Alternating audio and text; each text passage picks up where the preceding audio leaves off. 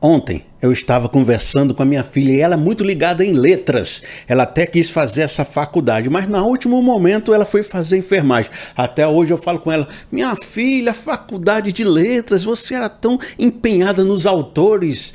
Aí ela estava empolgada conversando comigo ontem, foi trazer para mim umas crônicas de Clarice Lispector.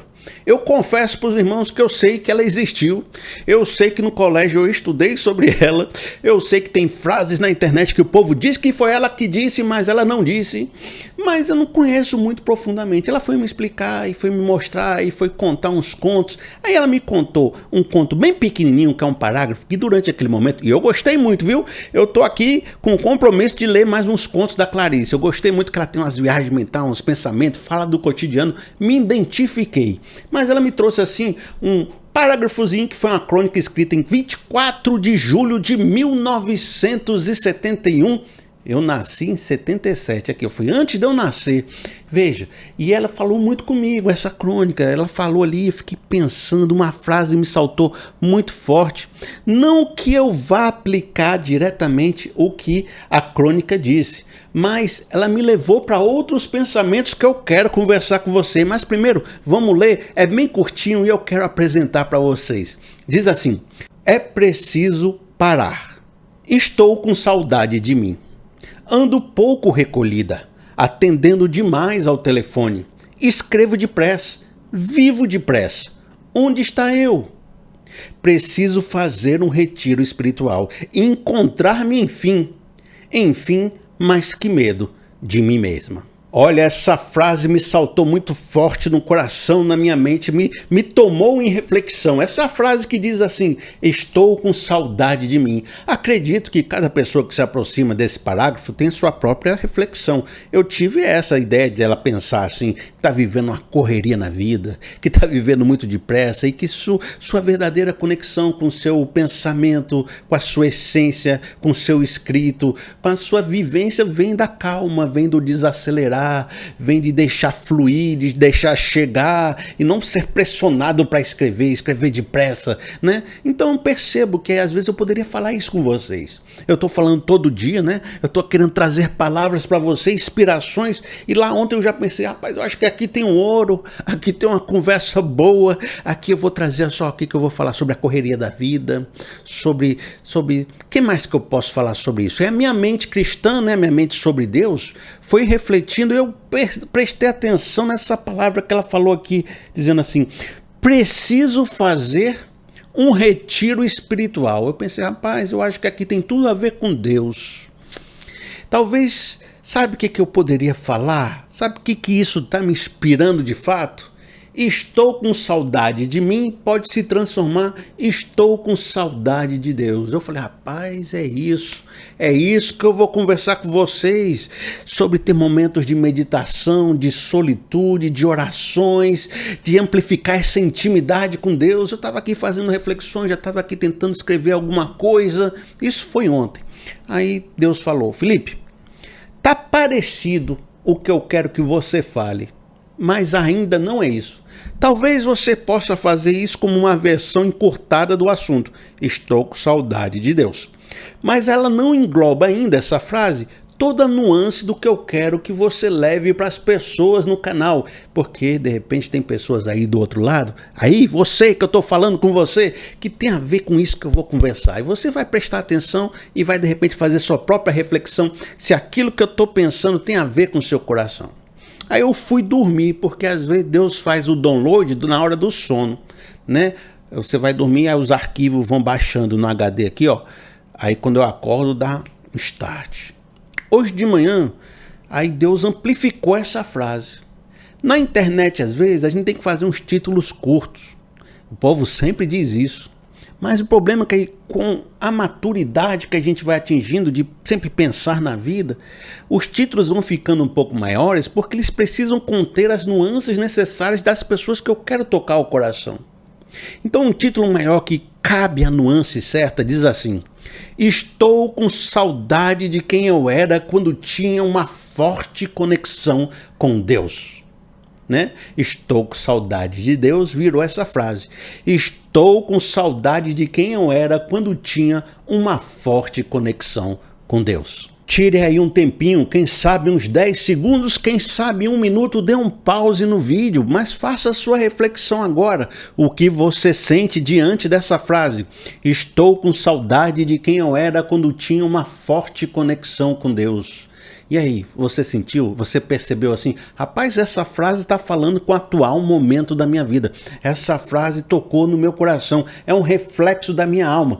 Então, amigo, talvez seja com você que eu queira conversar. E a primeira coisa que talvez eu esteja percebendo que essa frase carrega é um pouquinho de uma religiosidade. Eu queria retirar isso da nossa questão primeiro, queria conversar, quebrar um pouco isso, para a gente poder se aprofundar um pouco mais. Porque há de ser que quem carrega esse sentimento de desconexão está também carregando uma certa culpa. Uma culpa de não estar se conectando com Deus, de não estar mais participando de um ministério da igreja, de não ser mais como aquela aparência de crente que você tinha antigamente dentro da estrutura religiosa, ou um sentimento de acusação sobre a sua vida. Você está no deserto espiritual, você pecou, está distante, você não merece estar na presença de Deus, você virou um excomungado, um escorraçado da fé, agora você merece tudo de ruim que vai acontecer com a sua vida. Tá vendo? Você não está sentindo Deus, é por causa que você é ruim, né? Não pode ter um sentimento de acusação sobre nós. Eu queria aqui um pouco quebrar essa questão religiosa tão pesada com esse sentimento que eu sinto que é algo até mais humano, mais profundo, como alguém que quer se encontrar consigo mesmo, que quer voltar a ter um relacionamento com Deus, assim, quer encontrar tempo para Deus, quer se descobrir em Deus e de repente está cheio dessa culpa religiosa.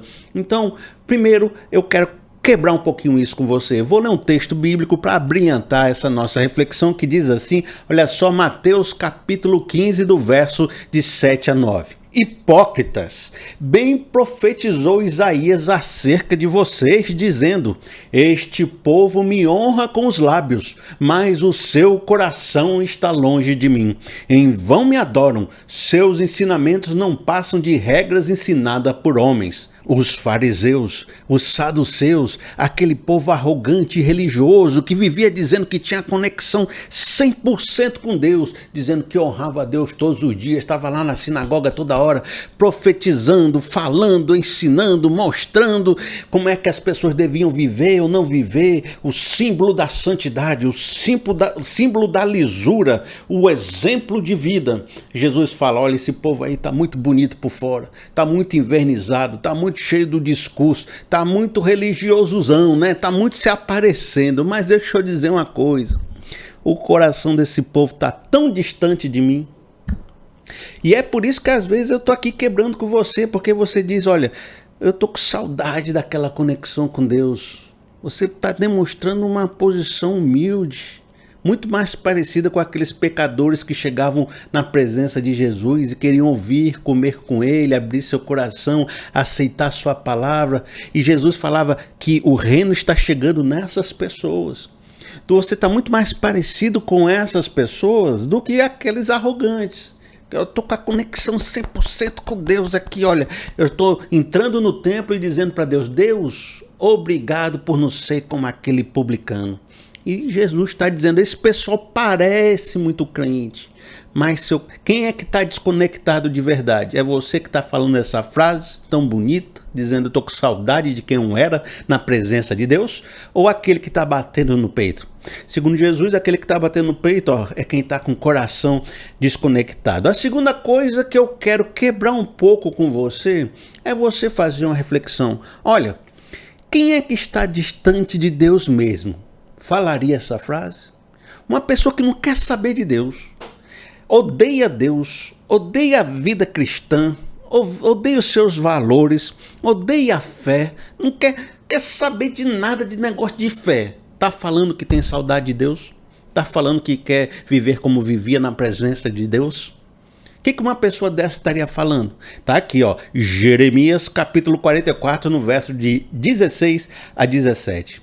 Aqui o que está acontecendo? O povo que sofreu o juízo de Deus por ter sido rebelde, revoltoso, por não querer saber de Deus, agora estava mais uma vez diante de Jeremias proclamando novamente e dizendo: ó, rapaz, a gente não quer saber desse seu Deus não, rapaz, para de falar de Deus, a gente quer saber dos nossos ídolos mesmo. Então eles dizem assim: olha, nós não daremos atenção à mensagem que você nos apresenta em nome do Senhor. É certo que faremos tudo o que dissemos que faríamos. Queimaremos incenso à rainha dos céus e derramaremos ofertas de bebida para ela, tal como fazíamos nós e nossos antepassados, nossos reis e nossos líderes nas cidades de Judá e nas ruas de Jerusalém. Olha, esse povo está dizendo: a gente não quer saber de Deus não, a gente tem saudade de Deus não, a gente não quer se arrepender, a gente não quer quebrantar coração, a gente não quer ter encontro com Deus, a gente quer viver lá naqueles ídolos, naqueles valores dos ídolos que tinha antigamente, nesses reis corruptos mesmo, a gente é da bagaceira mesmo, né? Então, você é essa pessoa? Se você fosse uma pessoa dessa, você não estaria dizendo essa frase. Então, antes de você se julgar como o mais miserável, desconectado de todos, de repente pense que a frase carrega um coeficiente muito mais presente de Deus do que de desconexão. Quem tem saudade de Deus está demonstrando muitas vezes um coração muito mais quebrantado, muito mais receptivo à palavra do que outras pessoas, e demonstrando que você tem esse interesse, tem essa busca, tem esse desejo. Muitas vezes a sua frase, a sua afirmação tem muito mais semelhança com os escritos de Salmos. E se os Salmos estão errados, então vamos arrancar os Salmos da Bíblia. Porque os Salmos, eles expressam essas dúvidas, essas angústias humanas, esses momentos de sentimento de desconexão e ao mesmo tempo a vontade de se reconectar, essa proclamação de que Deus não se importa, mas ao mesmo tempo quer voltar a clamar que Ele se importa, porque esse é o espelho da nossa experiência humana diante da santidade, diante do encontro com Deus. É ter dúvidas, é ter angústias, é perguntar, é se desconectar, mas depois querer voltar, é ter saudade de um passado que a gente se sentia mais forte com Deus. Olha, eu vou ler um salmo com você e você vai perceber se esse salmo não está falando com o seu coração nesse momento. Diz assim, Salmo 77, do verso 2 ao verso 12. Quando estou angustiado, busco ao Senhor. De noite, estendo as mãos sem cessar. A minha alma está inconsolável. Lembro-me de ti, ó Deus, e suspiro. Começo a meditar e meu espírito desfalece. Não me permite fechar os olhos. Tão inquieto estou que não consigo falar. Fico a pensar nos dias que se foram, nos anos muito passados. De noite recordo as minhas canções, o meu coração medita, o meu espírito pergunta, presta atenção, irá o Senhor rejeitar-nos para sempre? Jamais tornará a mostrar-nos o seu favor? Desapareceu para sempre o seu amor? Acabou-se a sua promessa? Esqueceu-se Deus de ser misericordioso? Em sua ira refreou a sua compaixão? Então pensei, a razão de minha dor é que a mão direita do Altíssimo não age mais. Recordarei os feitos do Senhor, recordarei os teus antigos milagres, meditarei em todas as tuas obras e considerarei todos os seus feitos. A radiografia de um coração que tem um relacionamento com Deus, ele é dessa forma. Ele às vezes está se sentindo poderoso, está se sentindo pleno, manifestando e percebendo a presença de Deus e as obras de Deus. E tem outros momentos que ele está em angústia, em aflição, lembrando do passado, das épocas em que ele via que Deus agia na sua vida, lembrando dos momentos onde você se sentia pleno e conectado com esse Deus, das suas antigas canções, das suas antigas músicas, a sua alma aflita na cama, pensando como antigamente eu tinha essa conexão, como eu tinha um propósito muito firme, como parecia que Deus me levava diante desse propósito. Em algum lugar desse passado houve uma ferida nesse povo, uma ferida na minha vida, e de repente eu fui me desviando daquele sentimento, daquela conexão, daquela ação profunda de Deus. Aí nessa compreensão esse sentimento vai levando a gente a se conectar de novo com Deus, a perguntar, então, essa desconexão é para sempre? Então, essa desconexão significa que nunca mais eu vou sentir Deus na minha vida e no meu coração? Então, esse sentimento de desconexão significa que isso não é mais para mim, que eu devo abandonar a fé? Aí ele vai tentar relembrar outros aspectos da experiência da fé, porque ele está relembrando a experiência do pecado, a experiência do desvio, a experiência do silêncio de Deus. Mas ele vai fazer essas perguntas. Irá o Senhor rejeitar-nos para sempre? Jamais tornará a mostrar-nos o seu favor? Desapareceu para sempre o seu amor, acabou a sua promessa, esqueceu-se Deus de ser misericordioso, em sua ira refreou a sua compaixão. E o que ele está mostrando que Deus é mais profundo, é mais complexo do que só me sentir desconectado, ou me sentir que eu pequei, estou distante dele. E ele tem esse outro lado que é um Deus amoroso, Deus compassivo, misericordioso, que estende a mão, que nos recebe de volta.